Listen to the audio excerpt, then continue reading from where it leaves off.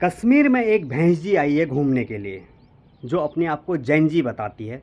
तो अंग्रेजी बोलना ढंग से सीख ले, होमवर्क करके आया कर, फिर बोला कर भैंस। कहाँ से तू जैन जी लग रही है बता। कोई मुझसे पूछे कि पूरी दुनिया में सबसे घटिया लोग कहाँ रहते हैं तो मैं कहूँगा हिंदुस्तान में रहते हैं। सबसे घटिया मानसिकता के लोग भारत में ही रहते हैं। ये आज़ादी सिर्फ भारत में ही मिलती है ऐसे बोलने की। हमारे टैक्स से सबको सैलरी जाती है, हम इसलिए टैक्स भरते हैं। ये लोग हमसे ऊपर हो गए। अब गंदे नाले की पैदाइश, इनको मैं यही बोलूँगा क्योंकि इन्होंने आज हमारी इंडियन आर्मी को अनरिस्पेक्ट किया है। तू ही सब पूरी दुनिया का टैक्स तू ही भर रही है, हैं? 2 कौड़ी की मोटी भैंस।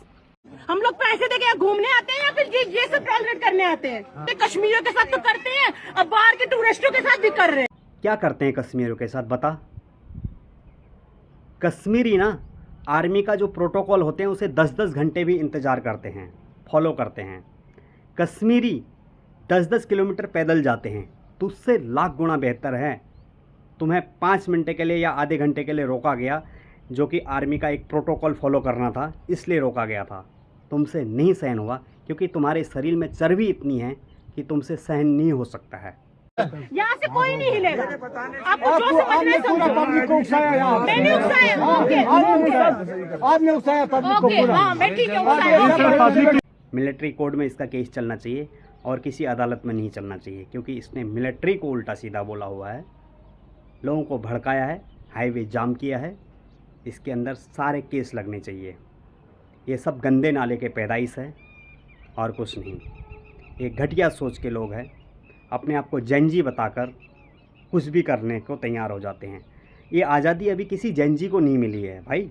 140 करोड़ लोगों का हिंदुस्तान है, यहाँ सबको बराबर का हक है। समझ रहे हो बात।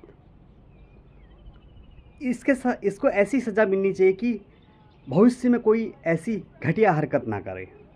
मैं तो यही कहता हूँ। बाकी इंडियन आर्मी को हमारा रिस्पेक्ट है, हमारे दिल में बसती है। जब वो इस देश के बॉर्डरों में खड़े रहते हैं तब हम यहाँ खुली सांस लेते हैं भाई। अगर भारतीय फ़ौज को हटा दिया जाए ना एक दिन के लिए, तुम्हें पता चल जाएगा।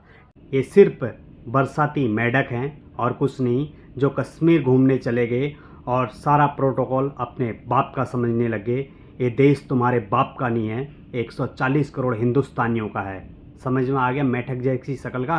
कश्मीर घूमने मत जाया कर, तो जिम जाया कर, पार्क में जाया कर घूमने के लिए। थोड़ा तेरा वजन कम होगा, तेरी मोटी बुद्धि थोड़ा हल्की हो जाएगी।